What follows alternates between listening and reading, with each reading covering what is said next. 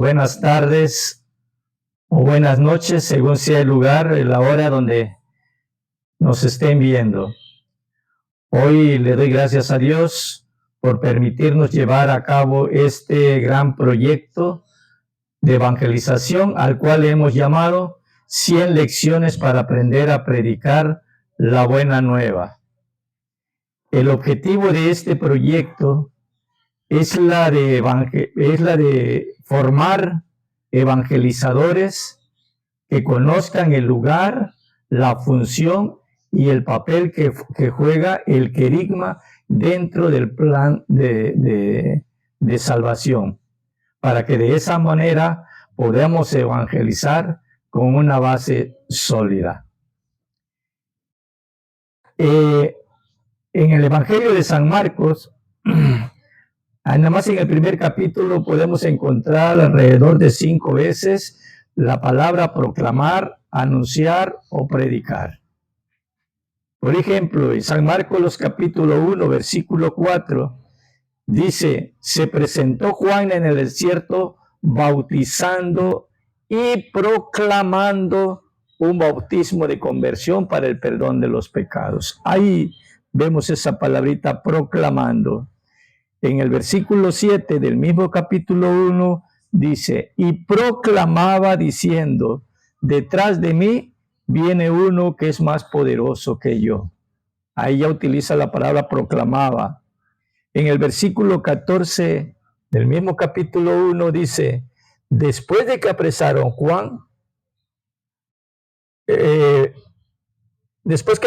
Juan, Jesús se fue a Galilea a anunciar la buena nueva.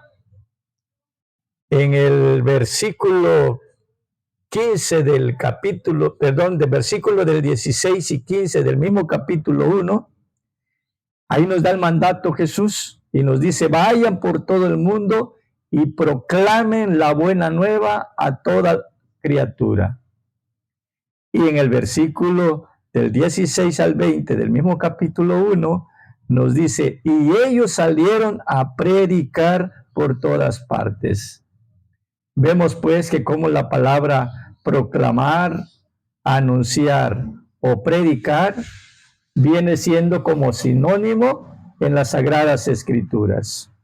Entonces, proclamar en su raíz etimológica quiere decir gritar o clamar, gritar.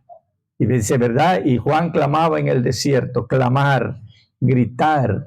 Ese es en sí la palabra etimológicamente del querigma, de la proclamar. En el libro de los Hechos de los Apóstoles, capítulo 18, versículo 24, ahí encontramos un pasaje muy bonito que nos habla de Apolo, un judío de Alejandría, que fue a predicar y que dice que era un hombre elocuente, versado en las Escrituras.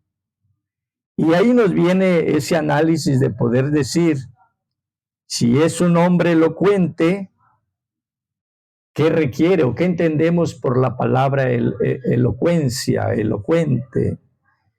Y en la definición de retórica, que es la ciencia del arte del bien hablar, dice que debe reunir 3 requisitos indispensables, que es la de deleitar. No nos olvidemos que proclamar es una comunicación entre un hablante y un oyente, o muchos oyentes, ¿verdad? Entonces se trata de la comunicación. Y nuestra comunicación, por lo tanto, debe de valerse de ese aspecto que es la de deleitar. Nuestra voz, nuestro diálogo que tengamos para las personas que nos están escuchando debe ser un deleite. Y en eso tiene que ver con el tono de la voz, volumen alto, medio o bajo, así también como el sonido de nuestra voz, ¿no? En música se escucha mucho la práctica del do, re, mi. Entonces, también cuando vamos a comunicar un mensaje, cuando menos esos 3 tonos de voces deberíamos de promoverlo, de ejercitarlo, para que sea agradable cuando estemos hablando y entonces nuestra comunicación sea entendible. Aparte de conmover, nuestra comunicación va de la deleitar, perdón, va enfocado también a la de conmover. Es decir, cuando tú estás hablando, y si sobre todo estás hablando de Jesús, esa persona se siente movida por la palabra que no es tuya, que es la misma palabra de Jesús, pero que pasa por tus cuerdas vocales y que después lo externas, lo expresas, entonces esa persona se mueve por el mismo poder de la palabra. Y al final de cuentas, debe de caer en el tercer aspecto, que es la de persuadir. Es decir, el momento de que la otra persona se persuade y dice, yo quiero de eso que me estás ofreciendo, yo quiero de esa experiencia tuya, ya entonces persuadimos y entonces empieza esa parte del seguimiento de Jesús. Dice, ¿verdad?, que Apolo también era versado en las Sagradas Escrituras. Entonces, hay que también estudiar la palabra de Dios, hay que estudiar las Sagradas Escrituras. Y ahí los escuchan, Aquila y Priscila lo escuchan a Apolo y ven que algo le falta. Y entonces dice que lo llevan a un lugar apartado, solitario, para que le expliquen con mayor exactitud el camino de Dios. Es decir, le expliquen mejor a quién es Jesús. Por lo tanto, este tallercito, esta charla que vamos a ir viéndolo, cada sábado vamos a ir subiendo un temita, va a ser un curso teórico, práctico. Te voy a ir enseñando algunos ejercicios en mis 18 años, 19 años, ahora en octubre, de estar siguiendo a Jesús en el movimiento de la renovación carismática. He aprendido algunas cosas, un poquito de uno, un poquito de otro, y he formado este criterio en la cual quiero ofrecértelo para que se te sea más fácil y no andes buscando en todas partes. En primer lugar, que quiero decir que para ser evangelizador no importa la edad. Yo no sé si estés muy joven, 14, 15 años, o tengas ya una edad de adultez de los 40, 50 años, o puedes estar entre los 70, 75 años, y si sientes ese deseo, sientes ese latir en tu corazón de que quieres predicar la palabra de Dios, este es el canal que te va a ir ayudando, querido hermano, querida hermana, para ir viendo esta primera parte. Tenemos que ver entonces el perfil del evangelizador, que más adelante lo vamos a tocar, que tiene que tener un perfil, que primero es la experiencia de salvación, la segunda es el celo del evangelio, la tercera es análisis de la realidad y cuarto, vivir el evangelio. Pero eso lo vamos a tocar más adelante. Ahorita te voy a dar un ejercicio que durante esta semana, al llegar el próximo sábado, tú ya tienes 5 o 6 días de practicar la entonación de tu voz, ¿verdad? Si tú dices, por ejemplo, do, es una palabra gruesa, pero puedes irlo diciendo, mi mamá me ama, el misma línea de sonido de tu voz, y luego le subes a do, re, mi mamá me ama. Ahora intenta subirle un poquito más. Do, re, mi mamá me ama. Y de esa manera vas a estar tú, que tu oído vaya también identificando los 3 tipos de sonidos y también irle metiendo un poquito de mímica, el movimiento de tus manos. Mira, cuando comunicamos, a veces creemos que nada más es nuestra voz la que debemos utilizar. No, hay la comunicación no hablada, es decir, la que la que respecta a nuestro semblante, con nuestro rostro también comunicamos, con nuestros gestos, con nuestro movimiento de nuestras manos, también estamos comunicando, con todo nuestro cuerpo estamos comunicando. Por lo tanto, es ir haciendo esa práctica. Hay una ejercicio que quiero compartirlo contigo, que te ayuda mucho, por ejemplo, en el Evangelio de San Marcos, en el capítulo 10, versículo del 46 al 52, vemos el pasaje del ciego de Jericó, y ahí en ese pasaje vamos a encontrar a tres personajes, a un narrador, a Bartimeo y a Jesús. Ese pasaje te va a ayudar mucho a ejercitar tu voz. Por ejemplo, voy a abrir el Evangelio de San Marcos, capítulo 10, versículo 46. Y dice, la primera parte es el narrador. Dice, llegaron a Jericó. Al salir Jesús de allí con sus discípulos y con bastante más gente, un ciego que pedía limosna se encontraba a la orilla del camino. Se llamaba Bartimeo, hijo de Timeo. Al enterarse de que era Jesús de Nazaret el que pasaba, empezó a gritar, Jesús, hijo de David, ten compasión de mí. Muchas personas trataban de hacerlo callar, pero él gritaba con más fuerza, Jesús, hijo de David, ten compasión de mí. Jesús se detuvo y le dijo, llámenlo. Llamaron pues al ciego diciéndole, vamos, levántate, que te está llamando. Y él, arrojando su manto, se puso en pie de un salto y se acercó a Jesús. Jesús le preguntó, ¿qué quieres que haga por ti? El ciego respondió, Maestro, quiero ver.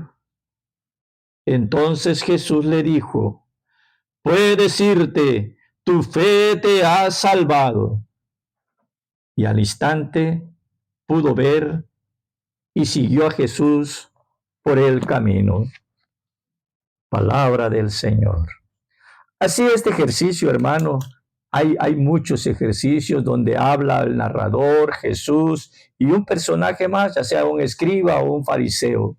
Y entonces eso practícalo y te va a ayudar mucho a darle diferentes tonalidades. Bueno, siguiendo aquí ya con el transcurso de este primer tema, habría que preguntarnos, porque Jesús nos manda a evangelizar y Él es el maestro. Él es el maestro que nos va a decir cómo evangelizar. Para eso necesitamos saber qué predicaba Jesús. ¿Qué predicaba? ¿Qué era lo que proclamaba Jesús? ¿Te has preguntado alguna vez? Bueno, la otra parte es decir, cuando ya Jesús se va, entonces entran los apóstoles en lugar de él a predicar por todas partes. Entonces también había que preguntarnos qué predicaba los apóstoles. ¿Cuál era lo que predicaban? Para que así, después que sepamos qué predicaba Jesús, qué predicaban los apóstoles, entender qué nos toca predicar a nosotros en estos tiempos. Querido hermano, hermana, la evangelización universal no se entiende sin evangelizadores universales. Es decir, que para que podamos llevar el evangelio a todas partes, tenemos que tener muchos evangelizadores. Por lo que te invito a formar parte de este gran proyecto, a esta gran misión, para que formemos este equipo de evangelizadores, nos formemos, así como Apolo necesitó quien lo forma, nosotros también necesitamos un Aquila y un Priscila, quien nos vaya guiando, nos vaya perfeccionando. A lo mejor, hermano, tú estás avanzado, pero que nos puedas aportar algunas técnicas, algunas visiones durante vayamos caminando y ver de qué manera podemos irlo enriqueciendo con la participación de ustedes. Por eso quiero que después te inscribas a este canal, le des una manita arriba y puedas compartirlos con tus otros contactos. Vamos entrando entonces, ¿qué es lo que proclamaba Jesús? O sea, ¿cuál era el querigma? Querigma viene la buena noticia. ¿Cuál era la buena noticia que proclamaba Jesús? Bueno, quiero decirte que el contenido de su prédica de Jesús era el reino de Dios. La salvación que se ofrece y que se ofrece gratuitamente a todos los hombres. Era el reino. ¿Verdad? Ahí en el mismo capítulo 1, cuando Jesús se entera de que Juan fue apresado y él se va a Galilea de los gentiles y empieza su misión evangelizadora diciendo, el reino de Dios está cerca. Conviértanse y crean. Ahí es entonces el querigma de Jesús, es el reino de Dios y la salvación que nos los está dando gratuitamente a todos los hombres. Y bueno, ¿y cuál es la condición para poder aceptar ese reino de Dios? Nos los hablan los 4 evangelistas. Según el Evangelio de San Juan, nos dice que para que podamos nosotros entrar en el reino de Dios, necesitamos nacer de nuevo. Esa es la condición. Si no nacemos de nuevo, no podemos entrar al reino de Dios o hacerlo nuestro es el reino de Dios. En San Mateo tiene otra visión, dice que para que el reino de Dios sea nuestro, necesitamos hacernos como niños. En San Lucas, la condición es hacerse pobre. Y en San Marcos, la condición preponderante es creer en el Evangelio, es creer en la buena nueva. Bueno, el objetivo de entonces del reino es la salvación, es la liberación del pecado, es vivir una vida nueva. Ahora vemos cuál era el querigma de los apóstoles, cuál era lo que anunciaban los apóstoles. Bueno, los apóstoles siguen anunciando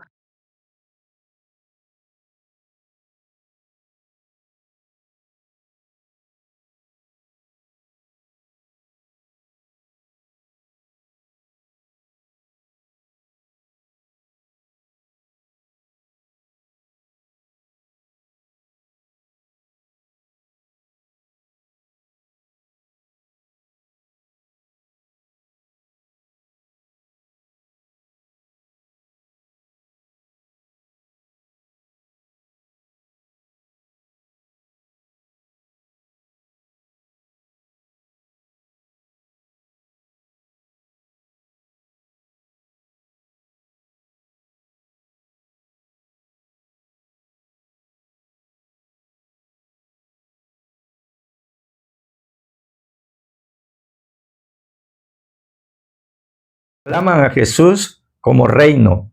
Y Jesús lo proclaman a Jesús desde la encarnación, su muerte, su resurrección y su glorificación. Es decir, que Jesús es el Rey, Salvador, Señor y Mesías. ¿Cuál es la condición para poder entender todo ese misterio de la muerte, resurrección y glorificación de Jesús?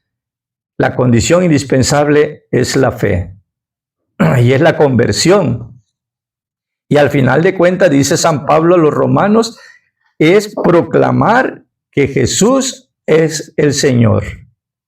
El objetivo de este querigma de los apóstoles no es más que otra cosa que el recibir el don del Espíritu Santo y formar parte del cuerpo místico de Cristo. Y dentro de eso, de ese querigma de Jesús y el querigma de los apóstoles, viene incluido el plan de salvación. El plan de salvación se forman de diversas etapas en la misma cadena de la historia de salvación hay diferentes etapas. Por ejemplo, la primera etapa del Génesis, ¿verdad? Desde que Dios crea el mundo, desde Dios crea el hombre. Y luego viene la otra etapa donde es la etapa de los patriarcas. Viene la etapa de la esclavitud, viene la etapa de los jueces, viene la etapa de la monarquía, y así sucesivamente vienen diferentes etapas que es necesario conocerlo como evangelizador. Que más adelante vamos ya a dedicarnos a lo que es la historia de la salvación en sus diferentes etapas. O sea, conocer el querigma de Jesús, el querigma de los apóstoles y las diferentes etapas de la salvación. De esa manera entonces vas a poder ser tú un evangelizador con el apoyo del Espíritu Santo, un evangelizador con poder, que pueda transformar a las personas. ¿Cuál es la condición para apropiarnos de ese plan de salvación? Insertarnos en ese plan. No sé en qué plan podamos insertarnos, en qué periodo, si en el periodo del Génesis, que todo es un principio, o en el segundo periodo de la esclavitud, que vivimos en el pecado, o cuál es el periodo, pero necesitamos insertarnos en ese plan de salvación. El objetivo de proclamar el plan de salvación, querido hermano, querida hermana, es ser hijos herederos, sin ninguna condición, sin ninguna condenación. Ya no estamos condenados, porque Jesús ya pagó con su sangre preciosa. Bueno, miren, hermanos, hermanas, muchas veces hay una analogía, una palabra que utiliza mucho Pepe Prados, que le llama el panadero español, ¿verdad? Ese panadero español dice que era una persona, don Venancio. Venancio venía de España y se instaló en México, y aquí empezó a hacer pan. Pero ya después de vivir muchos años le entró la nostalgia de que quería regresar con su esposa y con sus hijos a España, y le ofrecieron un viaje turístico para allá de muchos días. Y entonces él tuvo la idea de hacer muchos kilos de queso y muchos kilos de panes para llevarlo y ahorrarse un poco lo que era el gasto de la economía, del gasto de la comida. Sin embargo, el primer día, claro que les sabió rico el queso con pan, pero después del siguiente día empezaron a sentir ya la diferencia. Y así, conforme fueron pasando los días, el pan se fue haciendo seco, duro, el queso se fue haciendo amarillento, como que ya no era un apetito ya no era una cosa que les abriera el apetito de comer. Entonces su esposa le dijo: oye, Venancio, ¿por qué no tratas de ver que pasemos al restaurante a comer una comida caliente? Él, un poco molesto, le habló al que cuida lo que es el restaurante, y el capitán de meseros, y le dice que quiere pasar a comer, y le dice: permítame su boleto, porque aquí solamente pueden pasar al restaurante quien trae el boleto de primera clase. Refuñando, don Venancio le entrega el boleto, y el capitán le dice: oiga, don Venancio, y usted trae un magnífico boleto, un pase. Desde que usted entró tenía garantizada su desayuno, su comida y su cena en el mejor restaurante de este barco. Y entonces se quedó viendo a su esposa, movió la cabeza y entraron al restaurante. Muchas veces nos pasa a nosotros, como don Venancio, teniendo un pase directo a saborear el exquisito manjar de la evangelización carismática, seguimos comiendo pan con queso o dándole de comer al hermano pan con queso. Es decir, la misma cosa. No tratamos de hacer nueva la prédica, ¿verdad? Y aún más que eso, en los últimos tiempos se ha observado que en lugar de evangelizar, en lugar de anunciar el querigma, nos hemos vuelto catequistas. Es decir, estás predicando, pero no estás anunciando el querigma, estás dando una catequesis. Entonces, más adelante vamos a ver la diferencia entre catequesis y querigma. Quiero decir entonces, querido hermano, hermana, que nuestra vocación es vivir la vida en abundancia del Evangelio. Esa es nuestra vocación de todos los seres humanos, vivir la vida en abundancia del Evangelio. Pero una cosa es vivirla y otra cosa es nuestra misión. Después que lo vivimos, tenemos una visión de anunciar la buena nueva hasta los confines de la tierra. Sin embargo, un evangelizador no nace como tal. Tiene que ser formado, tiene que ser capacitado y tiene que testimoniar, ¿verdad? No nace como tal. Estoy de acuerdo, hermanos, que vienen esos carismas o esos dones que le llamamos naturales y a lo mejor has visto a alguien que predica de manera natural y que te dice, yo nunca estudié, a mí nadie me enseñó, puede ser. Pero también los carismas se surgen en base de la ejercitación y con el apoyo del Espíritu Santo. Entonces no nace como tal. Tenemos que irnos formando, tenemos que irnos capacitando y ir dando testimonio de lo que proclamamos. Vamos a ver, por ejemplo, San Pablo. San Pablo decía que el Evangelio es dinamis. Es decir, el Evangelio es dinamita.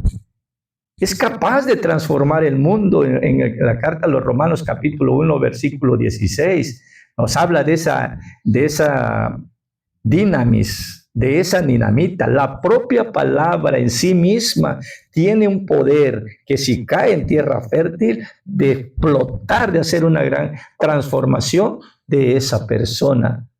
Pero depende de nosotros cómo lo proclamemos. Si nosotros tomamos donde Jesús está hablando con fuerza sobre el reino de Dios y nosotros estamos que apenas ni se escucha, entonces ese dinamis no es que no esté en la palabra, no está en nosotros, necesitamos practicar. Y primeramente tenemos que despojarnos de esos nervios, de esos miedos, de esos traumas.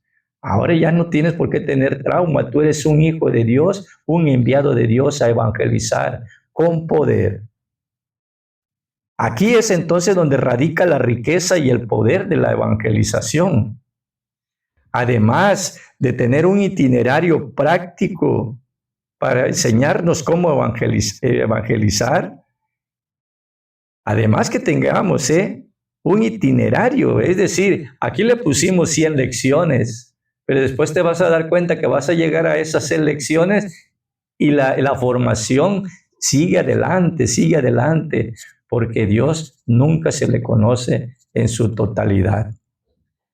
Segundo aspecto que tenemos que tomar en cuenta es que el evangelizador no es solamente el que anuncia y el proclama el evangelio. No solamente termina ahí el evangelizador. El evangelizador es que también forma y capacita a otros evangelizadores. Y tendríamos que preguntarnos a nosotros cuando vemos en la iglesia a catequistas, a ministros, a evangelizadores, ¿realmente están evangelizados? Yo me he encontrado concretamente con personas que están sirviendo de catequistas o que están sirviendo de predicadores, de evangelizadores, o están sirviendo de ministros y les pregunto, ¿ya vivieron su querigma? Y me dicen, no, qué tristeza. No podemos ser evangelizadores si no hemos sido evangelizados. No podemos ser nuevos evangelizadores si no nos hemos renovado en la evangelización. Para cumplir entonces esa gran misión, la de instaurar el reino del cielo hasta los confines de la tierra, no basta proclamar el evangelio a tiempo y a destiempo. Es necesario capacitarnos y capacitar evangelizadores y formar formadores de evangelizadores. Pues no puede haber evangelización sin evangelizadores. San Pablo en 2 de Timoteo capítulo 2 versículo del 1 al 2 nos hace surgir un gran secreto, nos revela un gran secreto al final de su vida. Él le dice a Timoteo: tú, hijo mío, mantente fuerte en la gracia de Cristo Jesús, y cuanto me has oído en presencia de testigos, confíaselo a los hombres fieles, que sean capaces a su vez de instruir a otros. Es por eso, hermanos, que estamos iniciando este proyecto, tratar de instruir a otros para que ustedes también puedan instruir a otros y de esa manera estemos cumpliendo el secreto que San Pablo le dice a Timoteo. Dice en Evangelii Nuntiandi, Juan Pablo VI, la iglesia debe ser evangelizada. En Evangelii Nuntiandi, la iglesia debe ser evangelizada. Desgraciadamente, en nuestra actualidad, tenemos muchos bautizados, muchos convertidos, que solamente se le ha catolizado, es decir, que se les ha enseñado verdades de la fe, verdades de moral, doctrinas, devociones, etc. Sin embargo, nunca se les ha cristianizado, es decir, que Cristo entre en nuestra cultura y en nuestra vida diaria. Entonces, nuestro reto actual es evangelizar, formar evangelizadores, pero con una mentalidad querigmática, no con una mentalidad catequética, sino con una mentalidad querigmática que más adelante vas a entenderle mejor cuando veamos la diferenciación. Ya Jesús también nos decía que somos discípulos de Él si hacemos lo que Él nos mandó. Martín Ruiz, que es un predicador hermano de Puebla, de la Renovación Carismática, que estuvo ahí como formador muchos años, él en su curso de predicadores nos daba una dinámica que en un minuto había que proclamar el querigma, las partes centrales de ese mensaje de salvación, de esa buena nueva. Yo no sé cómo te sentirías tú si en este momento lo hiciéramos, pero a mí me sentí muy incómodo y empecé a autoanalizarme y empecé a trabajar en esa parte. En un minuto o salvas una persona o dejas que se vaya al infierno, nos decía él. Un minuto había que proclamar el querigma. Entonces evangelizar no es un optativo, es un imperativo. Bueno, hay una pequeña tareita, como lo vamos a ver hasta el próximo sábado, es primeramente en Jeremías 31:3, es leerlo. Si puede leer el contexto.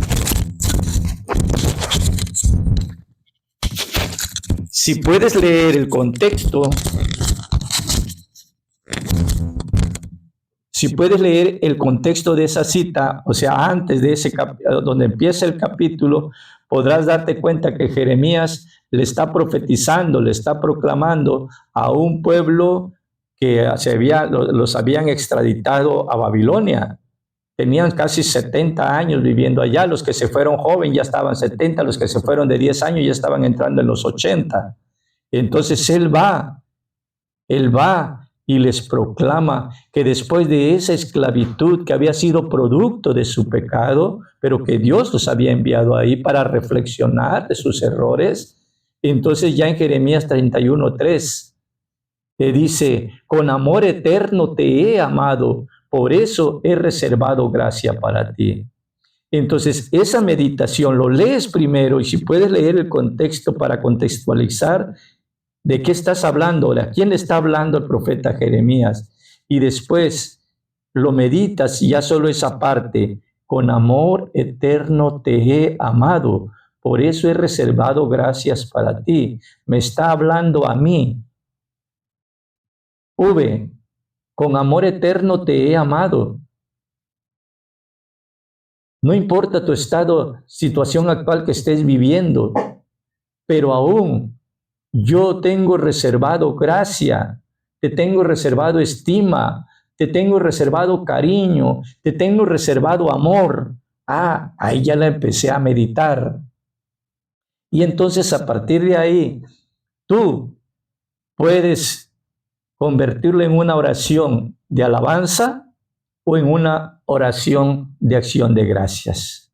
Por ejemplo, yo puedo empezar a darle, yo lo voy a tomar ahorita una acción de gracias y puedo empezar a decirle, Señor Dios Padre Todopoderoso, hoy quiero darte la gracia, Señor, porque después de haber vivido en estos muchos años allá de esclavitud, allá en el lugar donde yo ya no tenía esperanza de mi vida, pero hoy me vuelves a hablar y me dices que me amas de la eternidad, que tú aceptaste ese sufrimiento, que tú aceptaste esa vida de esclavitud, pero que en tu corazón tú gritabas y querías salvarme y que escuchabas mi lamento. Y hoy tú has escuchado este lamento y me has hablado en mi corazón y a mi mente y me has dicho que me sigues amando desde la eternidad.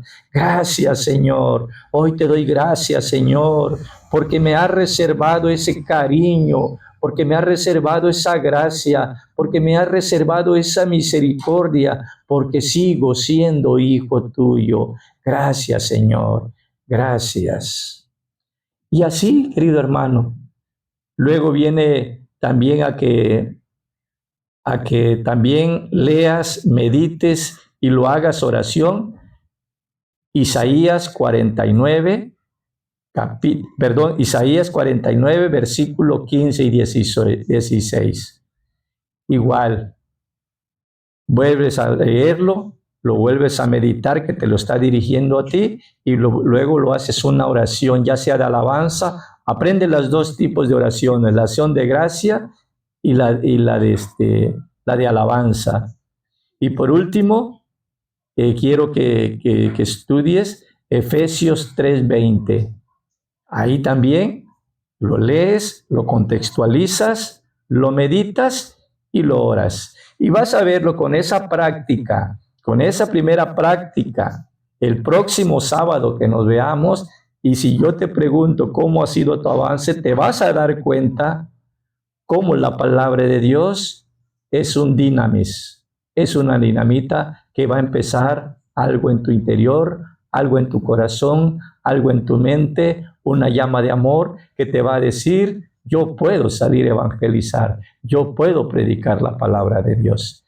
Quiero pues, queridos hermanos, el próximo sábado nos veamos, vamos a tratar de cada sábado salga un temita concreto y vayámonos haciendo más grande. Espero que seas el primero en inscribirte, darle un like, una manita arriba y que lo compartas con otros para que cada día pueda llegar a más personas estas humildes enseñanzas que Dios ha puesto en mi corazón para el bien de su iglesia.